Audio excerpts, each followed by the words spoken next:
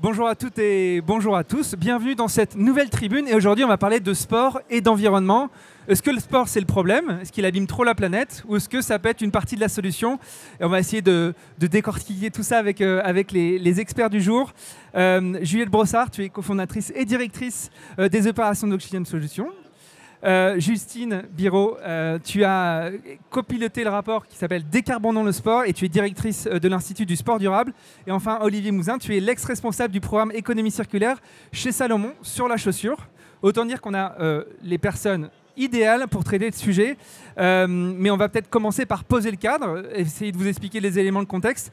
Justine, est-ce que tu peux nous donner un peu les éléments les plus... les grands enseignements de la grande étude que tu as pu mener qui s'appelle Décarbonons le sport et de poser un petit peu le cadre. Oui, tout à fait. Bonjour, merci pour l'invitation. Donc, c'est un rapport qu'on a fait avec tout un groupe de travail de gens expertes et experts du secteur, dont Véronique qui est là. Donc, on a travaillé sur le foot et le rugby professionnel et amateur. Donc, dans les grands enseignements, on a que le foot et le rugby professionnel amateur, en France, c'est 2,2 millions de tonnes de CO2. C'est l'équivalent des émissions d'une ville comme Rennes, par exemple. Aussi, deuxième enseignement, la moitié des émissions, ça provient du transport. Donc, c'est principalement le pétrole qu'on met dans les voitures pour les faire avancer. Et donc, ça montre qu'on est très, très dépendant des énergies fossiles pour pratiquer une activité physique. On peut croire que taper dans un ballon, c'est juste taper dans un ballon. Et ben non, il faut quand même beaucoup d'énergie fossile pour pouvoir pratiquer notre activité. Et enfin, le troisième enseignement, c'est 80% de l'empreinte carbone du foot et du rugby amateur et professionnel, ça vient du sport amateur. Alors, c'est pas que les sportifs amateurs sont des gros pollueurs, au contraire, c'est la masse des pratiquants qui fait la masse de l'empreinte. Ça veut dire, plus on est nombreux à aller tous les jours ou 2 fois par semaine à un entraînement en voiture et le week-end à aller à des matchs, plus ça va faire des émissions. Ouais. Cependant, si on regarde un sportif professionnel, évidemment qu'il a une empreinte carbone bien plus importante qu'un sportif amateur. Ouais, on voit là sur le slide les différents segments qui impactent finalement l'environnement. Tu peux nous les expliciter ? Alors, qui impacte l'environnement ou dont le sport est très très dépendant. Nous, on le tourne souvent comme ça en disant oui, on fait des émissions de gaz à effet de serre, mais on est aussi très dépendant du pétrole, notamment sur la partie déplacement. Et donc, ça nous rend assez vulnérables parce que si demain on a moins de ressources, s'il y a moins de pétrole, moins d'énergie, va falloir quand même s'adapter et trouver d'autres moyens de faire. Donc, décarboner, c'est surtout pouvoir être plus robuste, plus résilient face aux crises. Donc, on voit que le déplacement, c'est plus de 50% des émissions de gaz à effet de serre. Football et rugby amateurs et professionnels. Sur la partie amateur, sur la partie professionnelle, par exemple, on irait quasiment à 80%.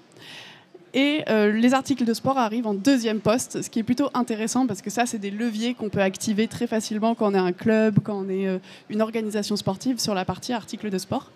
S'ensuit la partie construction des infrastructures, puis l'alimentation. Et on voit qu'en fait, la partie déchets, qui est très visible, mais qui peut être une manière de passer à l'action, mais ne représente que 2% d'un bilan carbone. Ouais, quand je vois la part dans l'histogramme des transports, ça me rappelle l'anecdote de la conférence de presse, je sais pas, du PSG, où un journaliste avait interpellé Galtier et Kylian Mbappé pour un déplacement en train parce qu'ils allaient à Rennes ou à Lille, et ils avaient évidemment malheureusement rigolé, comme quoi c'était évidemment impossible. Donc il y aura beaucoup de boulot à faire côté sport professionnel pour les faire prendre le train. Je ne sais pas où ils en sont à ce niveau-là. Alors, si on décortiquait sur la partie... alors, normalement, je n'ai pas la slide d'après, mais sur la partie professionnelle, le déplacement des joueurs, c'est environ entre 10 et 15% de l'empreinte du bilan carbone de la partie professionnelle. Donc, ça a quand même un impact important au regard du nombre de joueurs qui pratiquent. Ça veut dire que si on prend beaucoup l'avion, s'il y a beaucoup de jets privés notamment, ça va avoir un impact important. Donc oui, les sorties comme celle de Kylian Mbappé nous ont marqué et on le garde en esprit, mais il y a quand même aussi beaucoup de gens dans les fédérations et les ligues qui essaient de faire différemment. Ouais. Et on sait que prendre le train quand on est une équipe de foot, c'est pas si simple, mais il faut aller dans cette direction évidemment. Tout à fait. Mais le carbone, c'est qu'une partie de l'équation. Juliette, tu voulais un petit peu nous clarifier ce qui reste à envisager pour comprendre la problématique. Oui, tout à fait. Et je suis ravie de pouvoir prendre la suite pour expliquer qu'effectivement, le carbone, c'est une méthode de calcul qui standardise en fait une lecture des enjeux du sport, mais aussi des entreprises. En tout cas, c'est une méthodologie qui est partagée et qui permet une lecture commune. Le carbone ne vit pas seul. Il ne représente pas la totalité des activités humaines. Et Olivier pourra notamment en parler relatifs à ces expériences. Il y a aussi des enjeux de biodiversité, évidemment, quand on pratique du sport outdoor, quand on pratique alors le football, on sait que les pelouses sont bichonnées, mais en tout cas, dès qu'on va plus globalement sur le sujet de l'environnement, il y a aussi des enjeux qui relèvent de la biodiversité, qui relèvent aussi, alors le transport, on peut le considérer comme un enjeu environnemental, et puis plus largement que tout ça, pour mener aujourd'hui une politique de durabilité, on a besoin d'intégrer les enjeux sociaux et les enjeux de gouvernance, parce que mener un travail de lutte contre les émissions ou pour réduire les émissions de gaz à effet de serre, c'est aussi penser une transition, c'est accompagner un monde en évolution. On sait que les ressources sont rares, elles s'amenuisent. On voit les chaleurs aujourd'hui qui sont déjà exceptionnelles pour le mois de juin, et on lisait un article du Monde qui mentionnait des températures jusqu'à 38 degrés en juin. Je ne sais pas si on se rend compte aujourd'hui qu'on est déjà dans cet état multicrise où il y a un sujet climatique, un sujet sociétal. On parle des populations, des déplacements. Voilà. Les sujets sont nombreux, les sujets atteignent les entreprises directement dans leur modèle économique, et donc il y a besoin de prendre une vision plus holistique, plus globale du sujet pour vraiment répondre des enjeux qui concernent le sport et qui concernent plus généralement la société. Olivier, la nature, l'outdoor, c'est le terrain de jeu de Salomon. Et donc, vous produisez des articles de sport. On a vu la présence des articles de sport et la production qui impactent l'environnement. Mais vous adressez les sujets d'outdoor. Comment on concilie tout ça, d'être quand même une marque d'équipement sportif, de ne pas trop altérer le terrain de jeu qui est celui de Salomon? Le travail, il se fait à plusieurs niveaux. Comme on a la même chose que ce qui a été dit par Justine. On a énormément d'impact de transport pour la pratique, mais l'impact aussi du produit. Donc le travail, il va être en première étape une augmentation de l'utilisation des produits, la durée d'utilisation des produits. Je pense que c'est le premier point le plus impactant. Essayer de faire que les produits soient plus durables et réparables. Et puis il y a la deuxième étape qui est préparer le futur. Aujourd'hui, une paire de chaussures, avec toutes les matières qu'il y a dessus, on a beau dire tout ce qu'on veut, on n'arrivera pas à la recycler. C'est vraiment très compliqué. C'est tout des matières qui ne se recyclent pas. Donc c'est essayer de travailler sur les choix des matières qui se recyclent, pour faire que derrière, en fin de vie, on puisse les recycler et on puisse réutiliser la matière en fin de vie pour en refaire quelque chose d'autre, dans le domaine du sport ou hors du domaine du sport, quoi. Donc c'est les principaux leviers sur lesquels on arrive à jouer. Et puis après, on peut jouer sur des leviers qui ne sont pas forcément très visuels. On a des leviers sur le packaging, mais ce qu'il faut se dire, c'est que le packaging en lui-même, c'est 3 ou 4% de l'empreinte environnementale. Alors, on peut aller peut-être un peu plus loin, parce que si on était capable de supprimer les boîtes de chaussures, au lieu de transporter 40% de vide, on pourrait remplir un peu plus les containers et réduire bien l'empreinte environnementale. Donc il y a le packaging. Et puis après, il y a toute la logistique qui est derrière. Aujourd'hui, du transport en bateau ou du transport en avion quand il faut faire vite et qu'il faut livrer rapidement le consommateur. Ça, c'est pas top. Et puis, il y a la possibilité de la production locale. On travaille un petit peu sur de la production locale avec des mixtes énergétiques. Alors, je ne vais pas rentrer dans les détails, mais c'est l'empreinte carbone de l'électricité qui, en Europe, est beaucoup moins impactante que dans beaucoup de pays d'Asie. Donc, c'est les leviers sur lesquels on essaye de jouer avec du réapprentissage. On parle d'impact carbone, mais il y a du côté social, il y a des choses comme ça. Et je vais vous citer juste un exemple qu'on avait échangé. Sur une production en France, on arrive à réduire de 20% l'empreinte environnementale du produit par rapport au même produit produit en Asie. Mais quand on prend du multicritère, où on prend l'impact CO2, les parties ionisantes dues au nucléaire français, on est à 0. Même empreinte. Par contre, on a créé de l'emploi, on a réintégré des apprentissages, donc ça c'est génial. On ne le mesure pas en empreinte CO2, mais c'est quand même grandiose. Ouais, tu as commencé à donner deux, trois notions de résolution du problème. Je me retourne vers toi, Justine. Comment on fait pour inverser le stigmate? On commence par quoi? Alors, nous, on a quantifié la décarbonation potentielle de chaque secteur, donc le transport, l'alimentation, en donnant des pistes de solutions. Mais il y a des prérequis conseille d'activer, qui sont planifiés, faire des feuilles de route pour savoir comment on va se décarboner. Et encore une fois, moi, j'insiste un peu sur ce point, au-delà d'être écolo ou d'avoir envie de faire des choses pour l'environnement, qui est déjà très bien, c'est déjà assurer la résilience de son business. C'est pouvoir faire une activité dans un monde qui va être totalement déréglé, avec des ressources qui vont être moins importantes. Donc planifier, c'est surtout avoir une activité économique soutenable et pérenne. Donc ça, c'est la première chose. Il y a aussi un enjeu de formation. Former les équipes, former nos parties prenantes.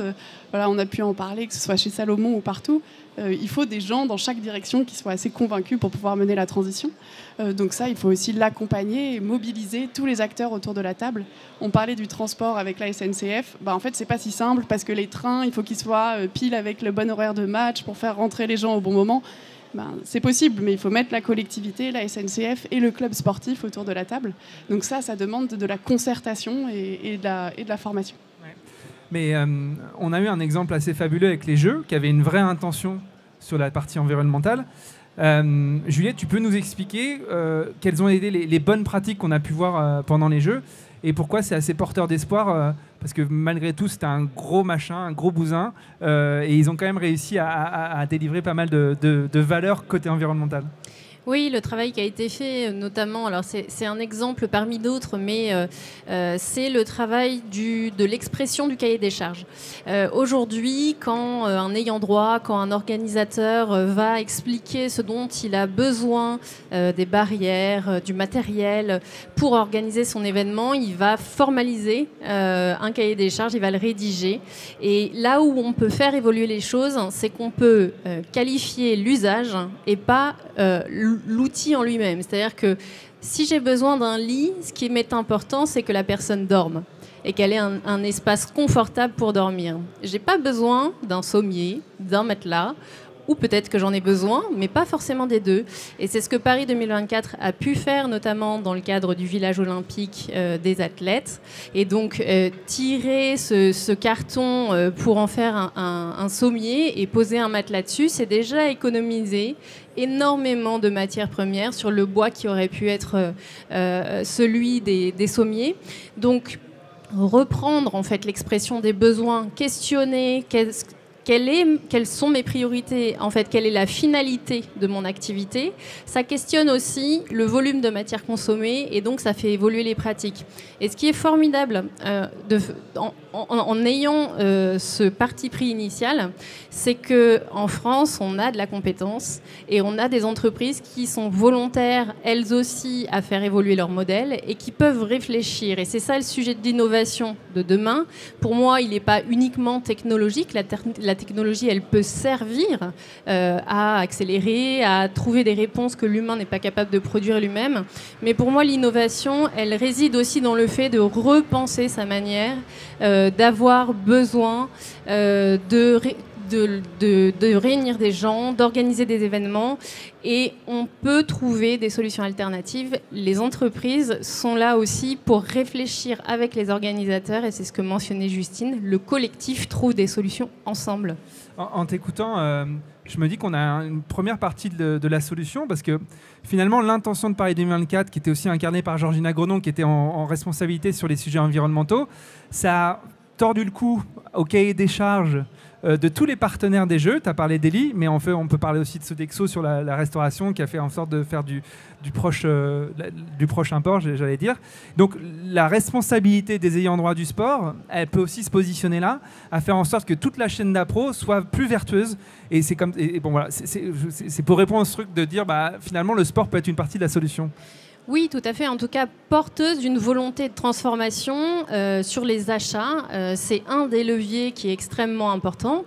Il n'y a pas que celui-ci, parce que la formation des personnes, des métiers sur le terrain, elle est aussi extrêmement importante. Si demain, la personne qui rédige le cahier des charges, elle n'est pas... elle est acheteuse, mais ce n'est pas son métier principal. Elle est chef de projet, elle gère un événement. Si elle n'a pas à la fois des notions d'achat et des notions de durabilité au sens large de son empreinte environnementale, sociale et de gouvernance, c'est sûr qu'on va être moins rapide dans les organisations à trouver des solutions pour effectivement pérenniser les modèles économiques d'aujourd'hui qui doivent évoluer parce que malheureusement, même si on aurait envie que les choses continuent ainsi, le contexte, il ne nous est pas favorable et donc il faut en tenir compte et il faut s'adapter et ça, l'événementiel ou le sport, c'est très bien le faire. Donc conserver cette capacité d'adaptation pour faire évoluer les modèles et continuer de consommer un écosystème sportif qui produit, on parlait de culture juste avant, des espaces où se réunir, où être heureux, où partager des émotions, mais qui soient plus responsables. Ouais. Je me tourne vers toi, Olivier, parce qu'il y a un arbitrage à opérer entre ce qu'on a toujours fait avant, le business as usual, avec des marges maîtrisées, des revenus maîtrisés, et puis la nécessité de transformer l'approvisionnement, d'aller sur des matières peut-être plus coûteuses, ou en tout cas des parts plus coûteuses. Comment tu fais ce trade-off ? Comment tu fais pour faire avancer quand même la cause environnementale dans une boîte qui doit quand même générer de l'argent, avec peut-être parfois des patrons qui d'abord pensent au PNL et à l'EBITDA ? Je caricature, mais c'est volontaire. Oui, mais et tu me donnes pas. J'ai une question qui est pas simple à répondre. Et ben voilà, tu as 2 minutes. Non, je pense qu'un paramètre important, c'est réussir à pousser le sens. On est prêt à. Je pense que. Alors, c'est l'avantage d'avoir des grosses structures. On peut accepter de réduire sa marge sur un produit qui sera compensé par d'autres produits où la marge est correcte. Donc, il y a des jeux de vases communicants qui se font comme ça. Il y a une réelle volonté de faire progresser ce sujet et d'afficher une voie de progrès. Après, cette voie de progrès, l'entreprise, elle peut promouvoir des choses, mais aujourd'hui, les problématiques auxquelles on est confronté, c'est quelque part, on est là pour le sport et la performance. Et la performance, le niveau de performance, est-ce que tout le monde a besoin du niveau de performance de Kylian Mbappé, quoi, ou d'un autre? C'est être capable de choisir le niveau de performance par rapport à sa pratique personnelle et l'envie qu'on a. Et aujourd'hui, forcément, l'éco-responsabilité, si on veut avoir des produits locaux, des produits recyclables, des produits potentiellement biosourcés, aujourd'hui, on a été dans la complexité technique pour arriver à plus en plus de performance. Aujourd'hui, il va falloir quelque part qu'on accepte de réduire ces sujets-là pour pouvoir atteindre des objectifs de conditions de vie qui sont corrects pour tout le monde, quoi. Et c'est des choix de direction qui sont prêts à y aller, mais c'est pareil, il faut réussir à embarquer le consommateur, et aujourd'hui, c'est un peu la problématique, quoi.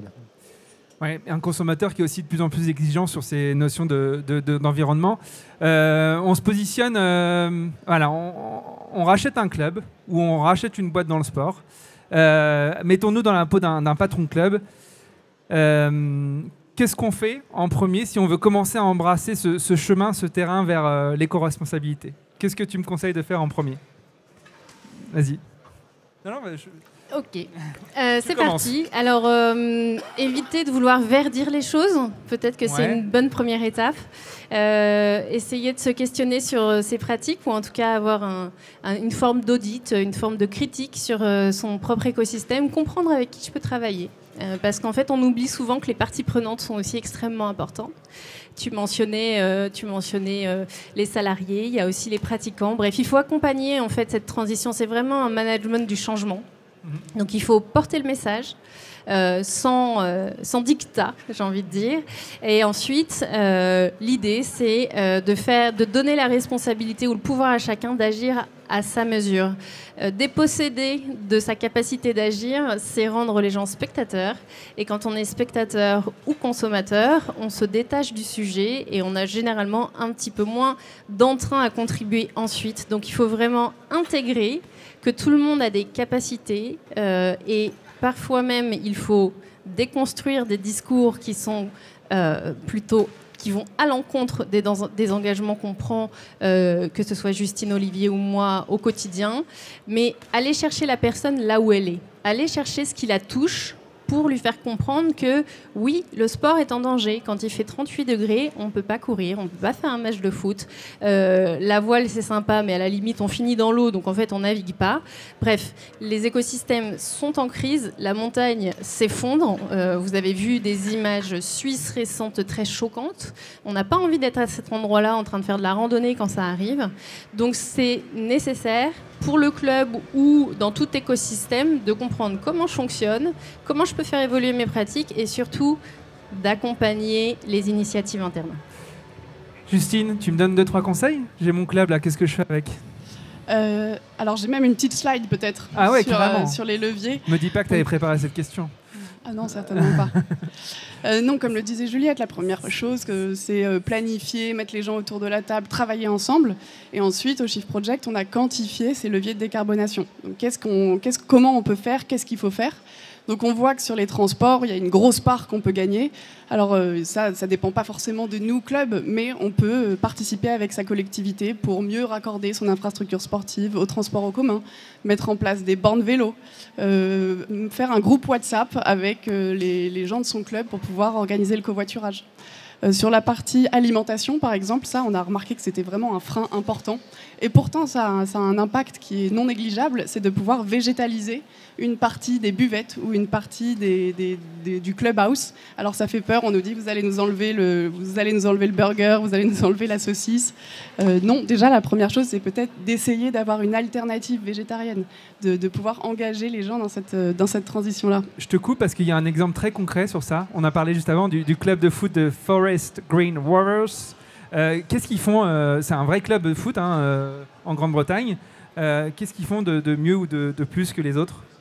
Alors, je ne suis pas spécialiste de ce club-là. On parlait du fait que tous les menus étaient véganes, par exemple, que la sélection des joueurs dans l'effectif était parfois que des joueurs véganes. Alors oui, c'est vrai qu'il y a pas mal de structures qui essaient de s'engager. Et nous, côté Institut du sport durable, on cartographie les bonnes pratiques des clubs.